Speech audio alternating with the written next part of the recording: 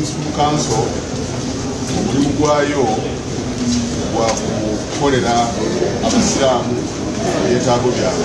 Obukulembeze mu busiraamu butandikira ku mitendera nga butandikira ku mutendera gw'omuzikiti okudda ku matwale olwo ne bazzaako district regional olwo ne bafundikira n'ekitebe ky'obusiraamu wakati mu kulaba nga obuweereza bwa bano bukola ebyo ebibusuubirwamu.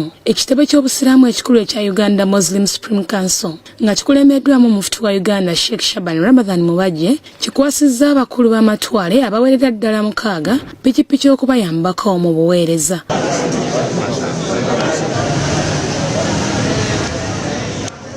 Bano nga bafudde mu disitulikiti y'e Rakai bakootiddwa okukozesa obulungi pikipiki zino okulaba nga baweereza obusiraamu. Okubeera nga muzikuuma bulungi oba tomanyi kugivuga toyigira pikipiki ate eyombi nnyo okusinga ate emmotoka kuba okumenya okugulu terinamu kisenga oyinza okuba nga oyimiddeko neggwa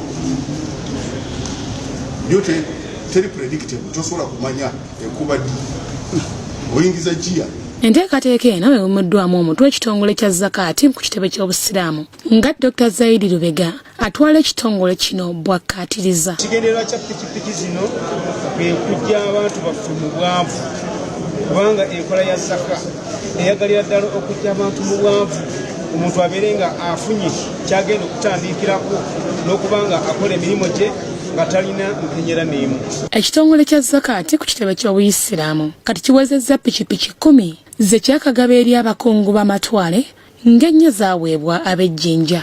Rashidi Kiwanuka yakusakidde bino. Sagala kuwira mu ekipande ekyo. Sagala ku.